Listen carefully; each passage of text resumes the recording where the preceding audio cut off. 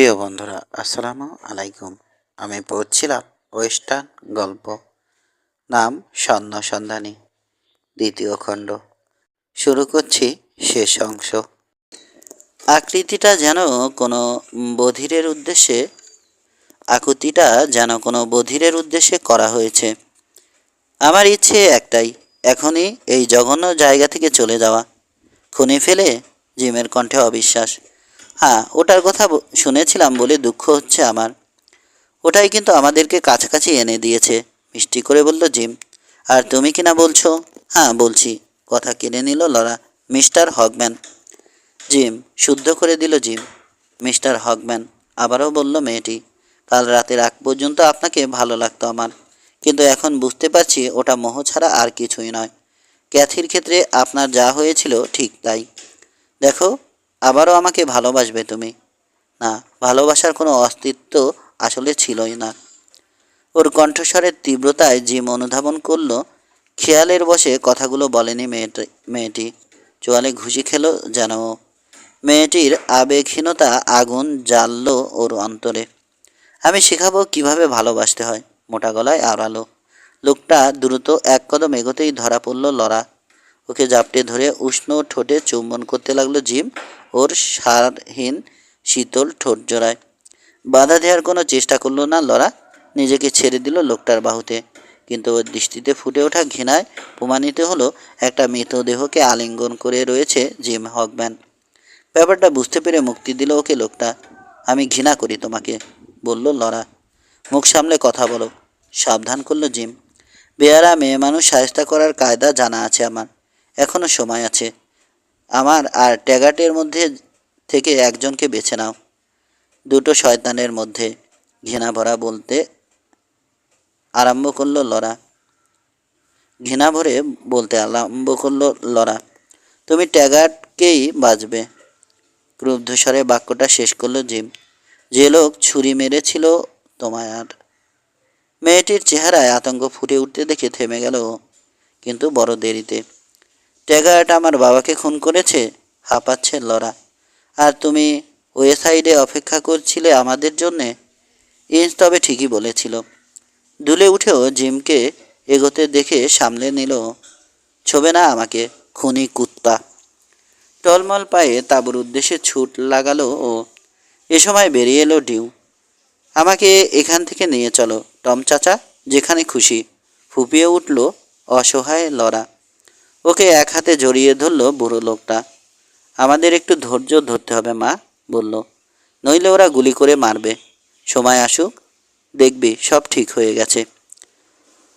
আমার তুমি ছাড়া কেউ নেই চাচা, একটা ছোকরা কিন্তু তোর সঙ্গে একমত হবে না। রক্ত উঠে এলো মেয়েটির গায়ে। ও মনে হয় ভুলে গেছে আমার কথা, বলল ফিসফিসিয়ে। না রে না, তোর কথা খুব জিজ্ঞেস করছিল আমাকে। অম্লান বদনে মিথ্যে বলল ডিউ। ট্যাগার্টকে আদেশ দিচ্ছিল হগম্যান। ওই বুড়ো জোচ্চোর আর মেয়েটাকে নজরে রাখতে হবে, শেষ করলো ও। মেয়েটা কিন্তু জেনে গেছে ওর বাপকে তুমি ওপারে পাঠিয়েছ। বলল কে? গর্জে উঠল অপরজন। ক্যাথি হবে। সত্যের আলাপ ঘটালো, সত্যের অপআলাপ ঘটালো জিম। ও অবশ্য কিছুই প্রমাণ করতে পারবে না, আর এমন একটা জায়গায় কাজ ঝাঁকালো। কিন্তু ওই হ্যাশটি খচ্চটাকে বেটি জানিয়ে দিলে। ট্যাগার্টের মুখে স্পষ্ট ভীতি ফুটে উঠতে দেখা গেল। সময় নষ্ট করো না, বলল জিম। ধোঁয়া দিয়ে ইঁদুরগুলোকে গর্ত থেকে বের করে আনতে হবে। ভোর রকিং স্টোন মাইনের দলটি শোকাহত হলেও দীর্ঘ সংকল্পবদ্ধ। ওরা আজ আঘাত হানবে, বলল হ্যাশটি, এবং দ্বিমত পোষণ করল না কেউ। নফলার আর বিয়ার্ডসলে রয়েছে পাহারায়। দলের অন্যান্যরা সোনা তুলছে, ধোলাই করছে নাগালের মধ্যে যার যার রাইফেল। কাউবয় দুজন বিমর্ষ চিত্রে নীরবে কাজ করে যাচ্ছে। দুজনেই কল্পনায় বিভোর।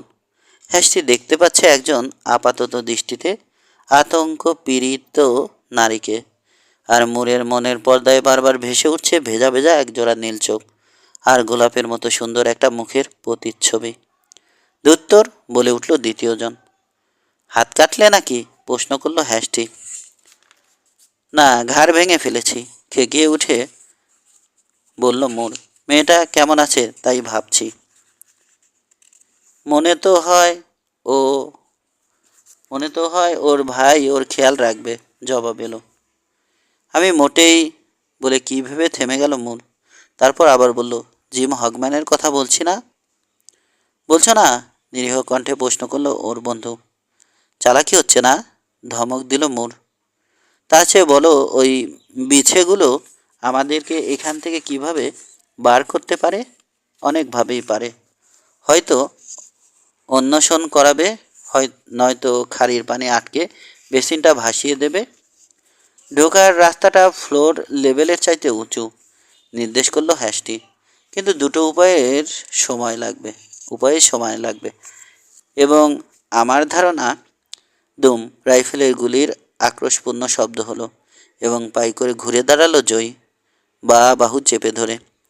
জবাব পেয়ে গেছো তুমি, চেঁচিয়ে উঠে উইনচেস্টারের জন্যে ঝাঁকালো হ্যাস্টি।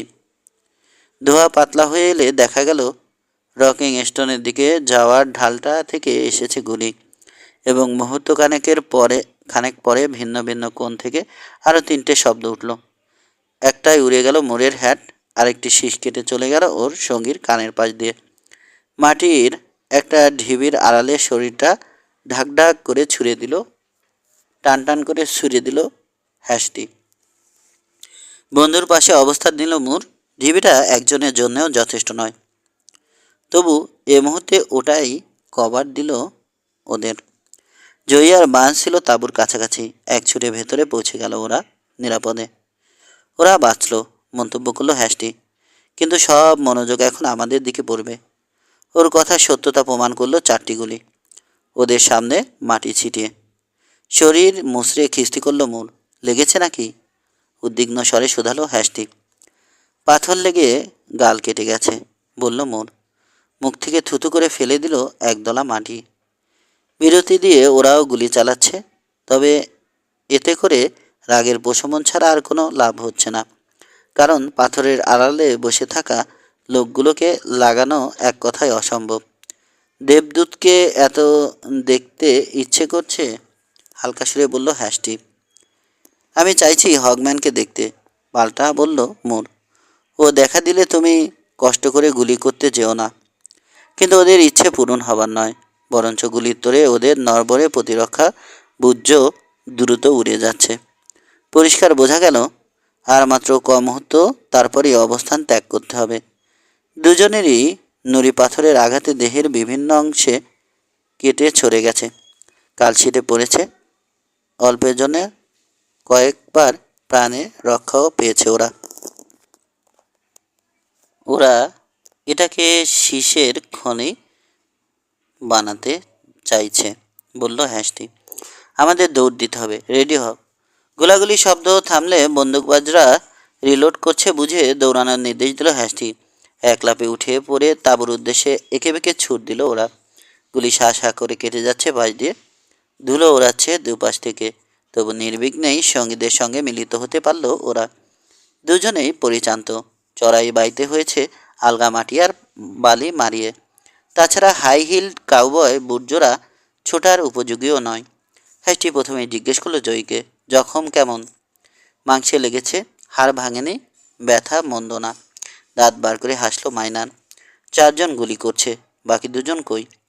ডিউ আর মেয়েদের পাহারা দিচ্ছে হয়তো, অনুমান করলো কাউবয়। এবং বাজি ধরে বলতে পারি হগম্যান ওদের একজন। জানের ঝুঁকি নিয়ে যুদ্ধে নামবে না ও। তুমি জিতে গেছো বাজিতে, বলল বান্স। আমাদের পরবর্তী স্টেপ কি হিন্স? আমরা সরে গিয়ে সোজা ঘোড়ায় চাপব। ওদের হাতে খনিটা তুলে দেবে? হতাশ কণ্ঠে প্রশ্ন করল বিয়ার্ডসলে। যখন চাইবো আবার ফেরত পাবো, যুক্তি দিল হ্যাস্টি। ঢালের উপর থেকে চালু হাতে কেউ গুলি চালাতে থাকলে এখানে টেকা অসম্ভব।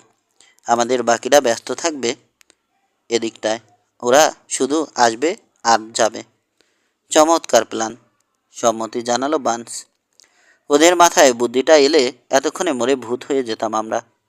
অস্ত্র এবং সামান্য পরিমাণ খাবার নিয়ে ওরা চলল যেখানে ঘোড়াদের লুকিয়ে রেখেছে সেখানটার উদ্দেশ্যে। জায়গাটা পূবে, আধ প্রায় আধ মাইল দূরে।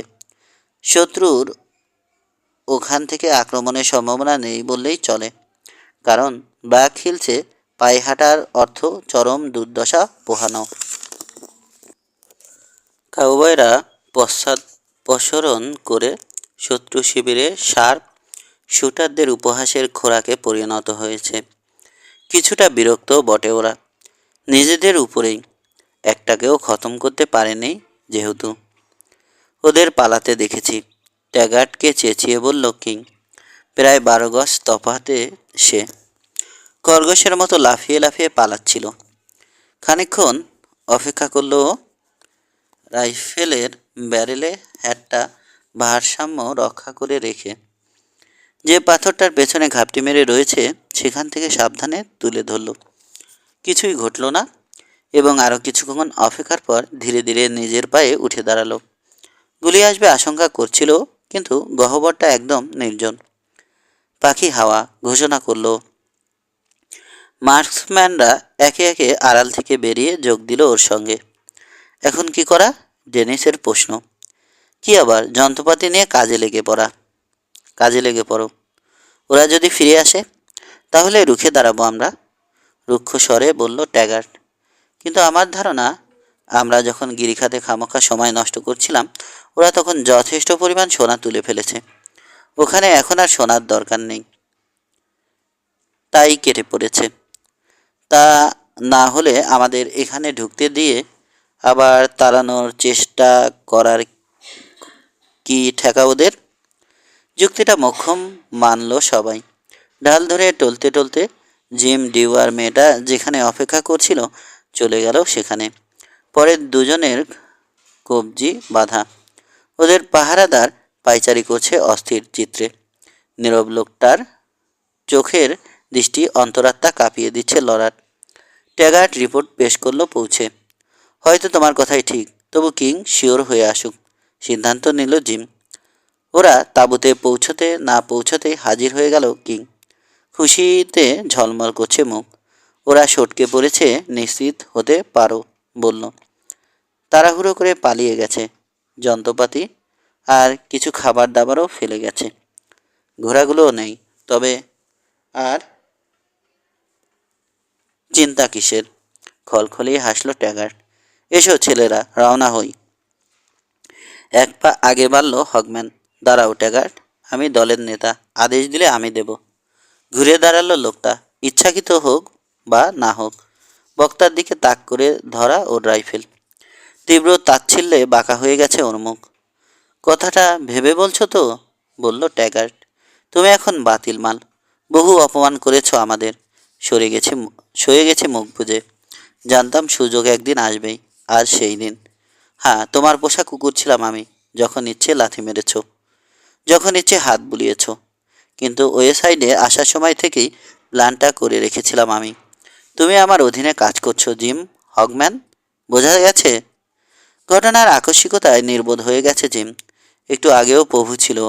ওর স্বৈরচারী মস্তিষ্কে বিদ্রোহের কোনো সম্ভাবনা কখনো উকি দেয়নি। ট্যাগার্টের মতো একটা নিকৃষ্ট জীব। ক্রমে ক্রমে পরিস্থিতির গুরুত্ব টের পেতে লাগলো। অসহায় সে। বিশ্বাসঘাতককে শাস্তি দিতে চেষ্টা করলে অন্যরা খুন করে ফেলবে ওকে। খাল কেটে কুমির এনেছো, এজন্যেই চাকের ভাগটা বেটে দেবে বলার পরও কোনো কৃতজ্ঞতা প্রকাশ করেনি লোকগুলো। ফেঁপে ওঠা রাগ চেপে রেখে শান্ত কণ্ঠে কথা বলতে চেষ্টা করলো। ট্যাগার্ট, আমরা বহুদিনের বন্ধু। আমি সবসময় তোমাকে আর তোমার বন্ধু বান্ধবদের বিশ্বাস করেছি। তোমার হয়ে আজে বাজে কাজ করার জন্যে জুগিয়ে দিল কিং। সেজন্য প্রচুর টাকাও দিয়েছি, বলল জিম। কোচের ঘটনার পর তোমাদের ভাগ করে দেওয়ার জন্য একটা বেশ ভালো অঙ্কের টাকা ট্যাগার্টের হাতে দিয়েছি। ডাহা মিথ্যে এটা। অবিশ্বাস জন্মানোর উদ্দেশ্যে বলা, কিন্তু এর ফলে নতুন নেতার প্রতি অশুভ দৃষ্টিক্ষেপ করলো বাকি তিনজন। মিথ্যে কথা, চেঁচিয়ে উঠল ট্যাগার্ট। একটা ফুটো পয়সাও ঠেকাওনি, বলেছিলে ফতুর হয়ে গেছো। সে রাগ করল জিম। প্রমাণ এখন কিভাবে দেব বলো? কিন্তু এটা কি ভেবেছ, ইন্স আর তার লোকেরা খনিটা সাফ করে দিয়ে থাকলে তোমরা কিছুই পাচ্ছ না? কারণ সোনা পাই আর না পাই একটা অ্যামাউন্ট আমি দেব বলে কথা দিয়েছিলাম। ঝুঁকিটা নিচ্ছি আমরা, জবাবে বলল ট্যাগার। জিমের জীবের মানুষকে প্ররোচিত করবার ক্ষমতার কথা জানা আছে ওর, এবং সেজন্যই ওর বাক চাতুরির প্রতি এক বিন্দু বিশ্বাস নেই। ডিউয়ের কথা মতো খনিটা যদি সত্যিই তেমন হয়, তবে ওরা বড়জোর একটা আঁচড় কাটতে পেরেছে। বুড়ো হচ্ছে কথার রাজা, তর্ক জুড়ল হকম্যান। শোনো, আমি সমান ভাগে রাজি আছি, 5 ভাগ করো। আহা, কি উদার তুমি! ব্যঙ্গ ঝরালো ট্যাগার্টের কণ্ঠ। অন্যের জিনিস বিলিয়ে দিতে তোমার উদারতা কখনোই তুলনা হয় না। তোমাকে একটা জিনিস দিতে পারি, ওই মেয়েটাকে। ওকে নিয়ে প্রথমটায় অত চিন্তাভাবনা ছিল আমার, অন্য চিন্তাভাবনা ছিল আমার, কিন্তু ও একেবারেই নিরস, কাঠখোট্টা, বোঝাও বটে। পনির দিকে পিছিয়ে গেল টিগারে আঙুল রেখে। স্যাডলে বসার পর শেষবারের মতো বিদ্রুপ আওড়ালো। তোমার রাইফেল আমার কাছে, জিম, খুঁজে লাভ নেই। তোমার বউকে আমার শ্রদ্ধা জানিও। তুমি পুরুষ হয়েও মেয়ে মানুষের অধম।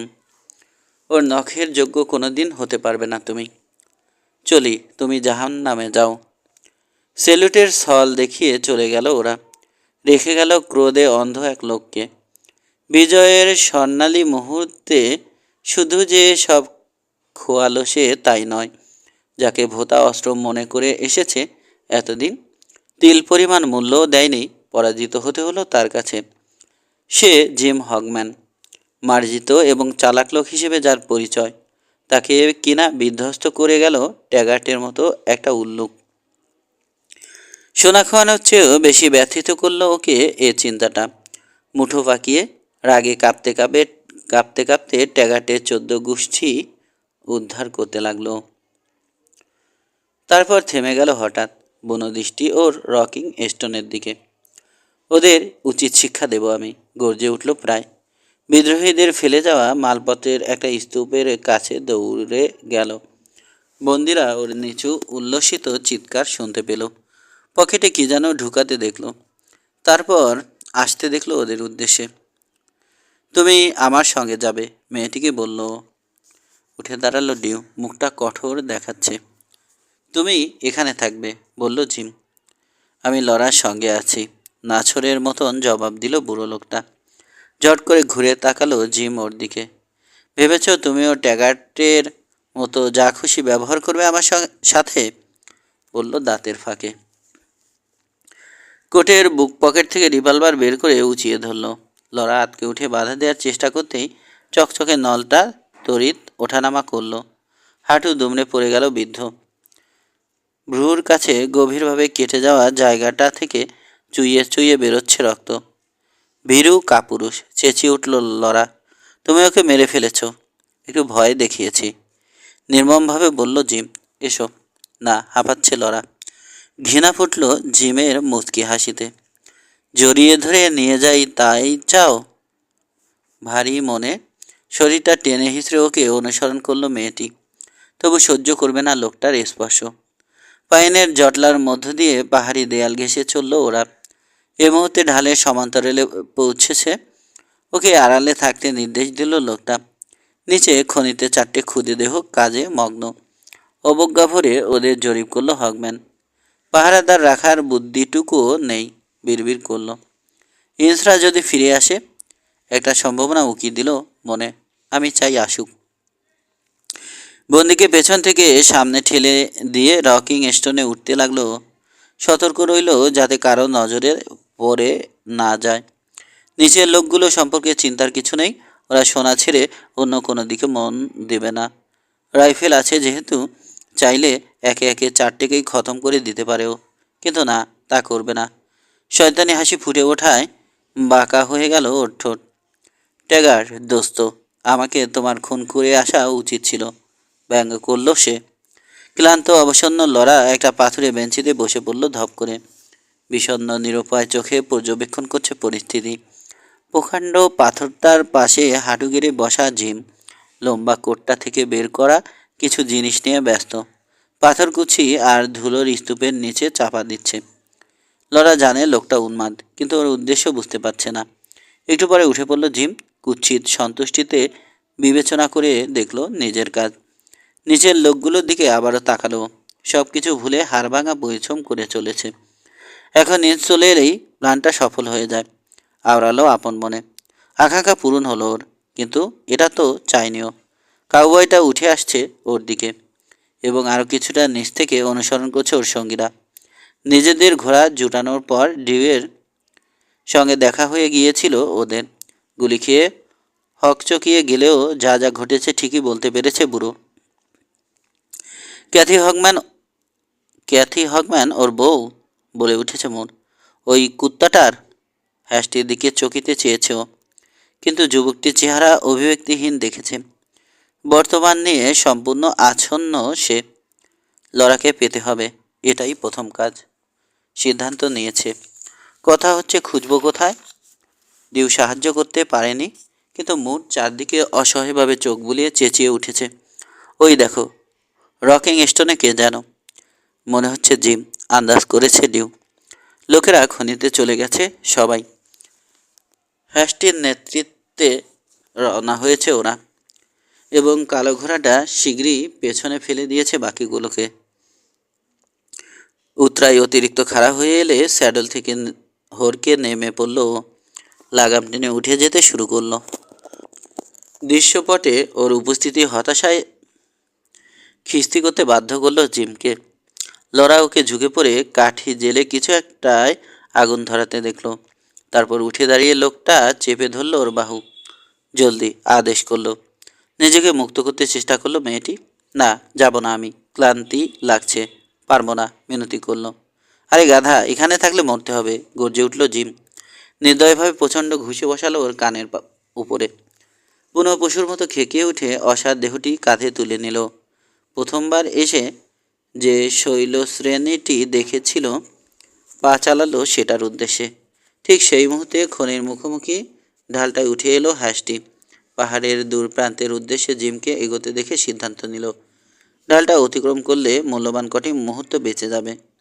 অর্ধেক পথ পেরিয়েছে কি পেরোয়নি, মাথার উপর থেকে কানে তালা লাগানো একটা বিস্ফোরণ হলো, এবং অতিকায় পাথরটাকে জায়গা থেকে নড়ে ওর দিকে ঝুঁকতে দেখতে পেল।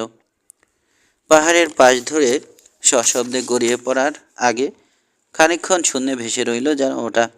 অলৌকিক উপায় ছাড়া পিষে মরার হাত থেকে বাঁচার কোনো সম্ভাবনা নেই উপলব্ধি করলো হ্যাশটি। মরিয়ার মতো লাফিয়ে ঢালের অপর প্রান্তে পৌঁছাতে চেষ্টা করলো। পিচ্ছিল মাটিতে একবার পা হরকালে দ্রুত কিন্তু কষ্টকর মৃত্যু নিশ্চিত।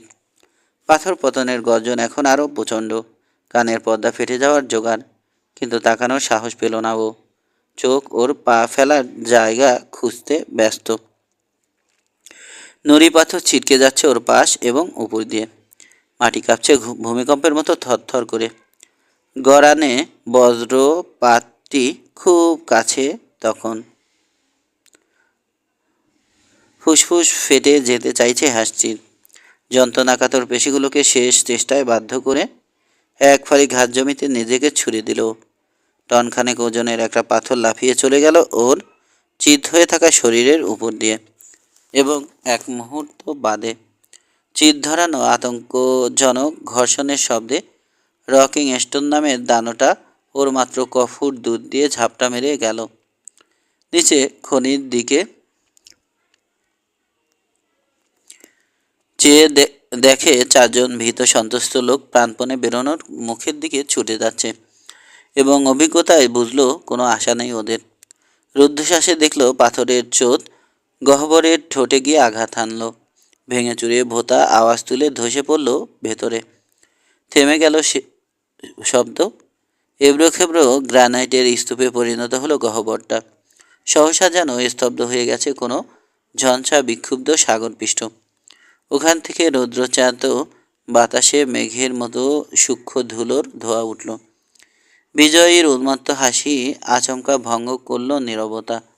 কাউবয়ের 50 গজ উপরে জিম হগম্যান দাঁড়ানো, প্রতিহিংসার ফলাফল না দেখে যেতে পারেনি।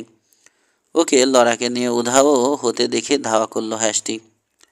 পাগলটা যেখানে দাঁড়িয়েছিল সেখানে পৌঁছলো, এবং তড়িৎ পা বাড়ালো সরু বিপজ্জনক রাস্তাটায়। এক পাশে পাহাড়ের বুকের কাজটা খারাপ, অন্য পাশটা কেউ যেন কেটে দিয়েছে প্রকাণ্ড কোনো কুড়াল দিয়ে। দাঁতে দাঁত চেপে ভয়ঙ্কর রাস্তাটা ধরে এগোচ্ছে পাঞ্চার। মাথায় ঘুরছে কেবল একটি চিন্তা, লরা ল্যাটকে উদ্ধার করে, যার জন্যে আরেকটু হলে সে মরতে বসেছিল, তাকে উপযুক্ত শাস্তি দিতে হবে। খনিতে পিষ্ট হয়ে যাওয়া দুর্বৃত্তগুলোর জন্যে কোনো মায়া নেই ওর, কিন্তু যার জন্যে মরতে হলো ওদের, তার মৃত্যু অনিবার্য।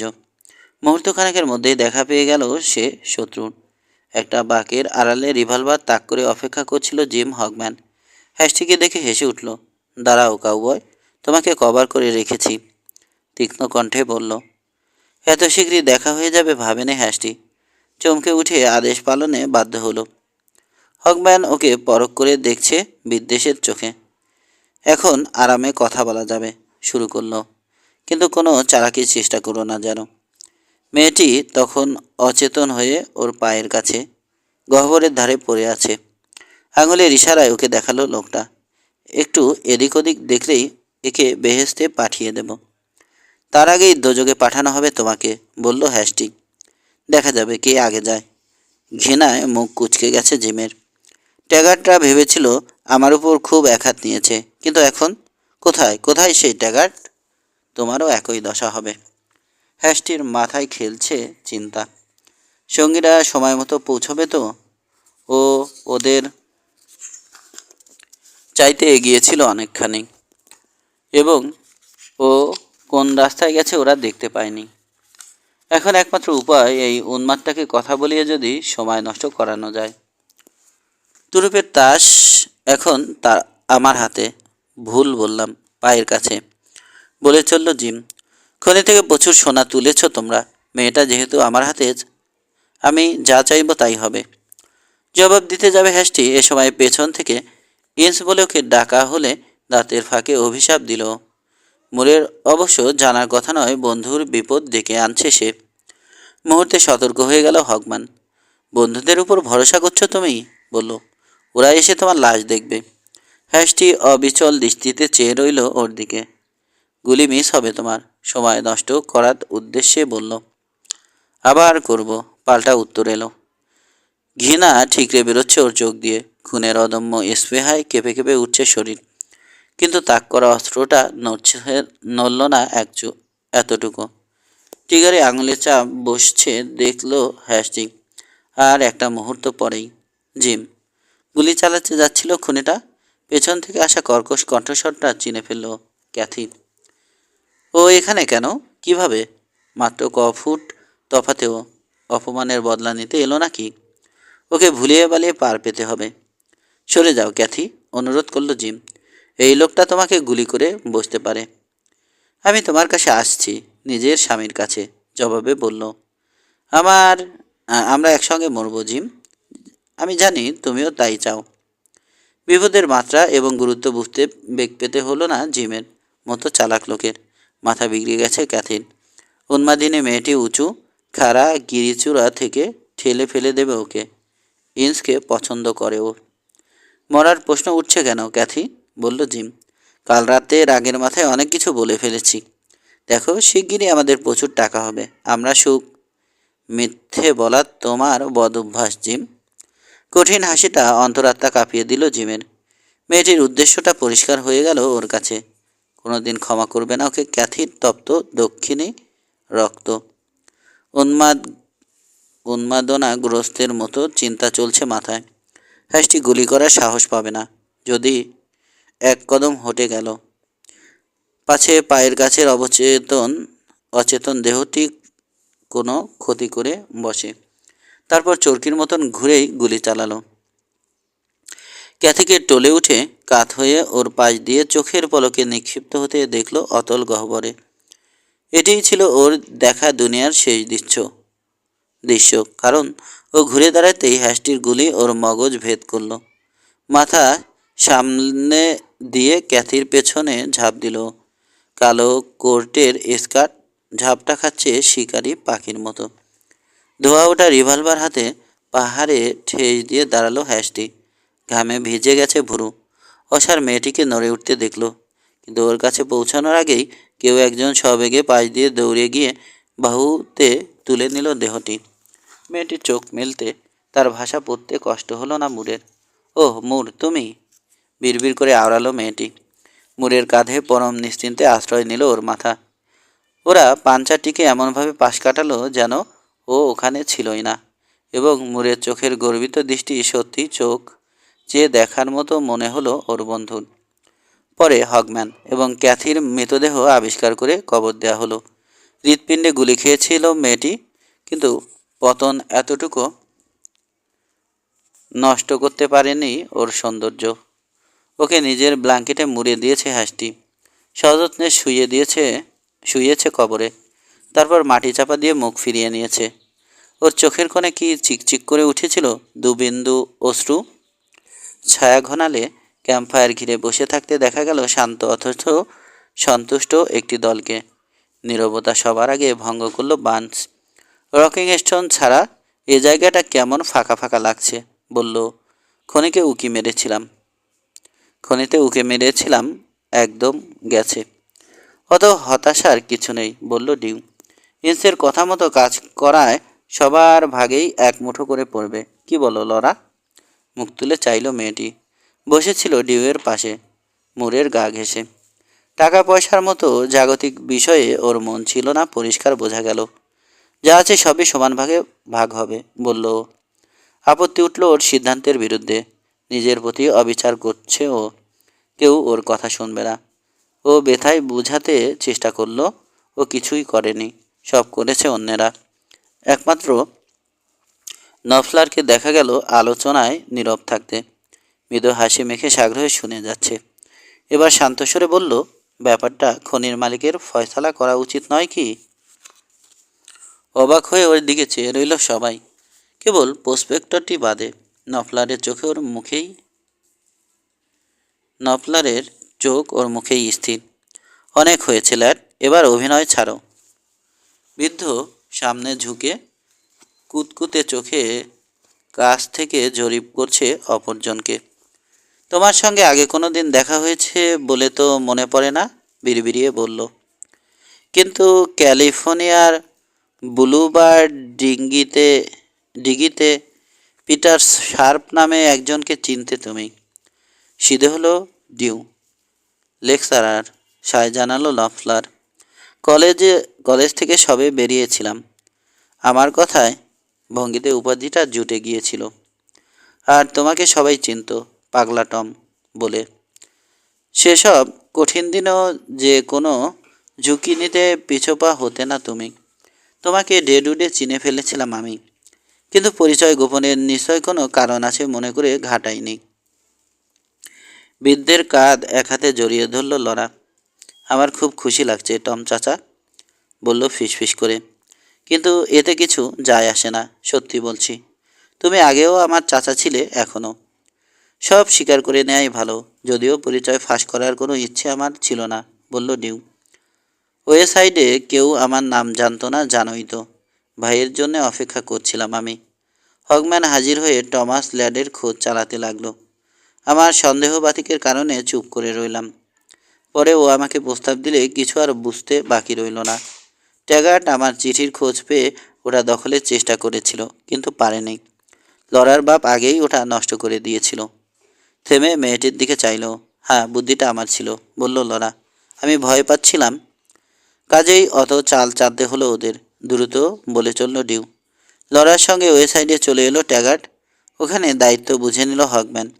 টমাস ল্যাড আশপাশে নেই নিশ্চিত হয়ে ভুয়া লোক হাজির করার ফন্দি আঁটল এবং বেছে নিল যোগ্য লোককেই। নেচে উঠল ওর চোখের তারা। তোমাকে আর বিশ্বাস করা চলে না, হেসে বলল হ্যাস্টি। আর নফলারও সব জেনে শুনে ওর কথা কেড়ে নিল স্বর্ণ ব্যবসায়ী। কেউ পরিচয় গোপন করতে চাইলে সেটা তার ব্যক্তিগত ব্যাপার, আত্মপক্ষ সমর্থন করল।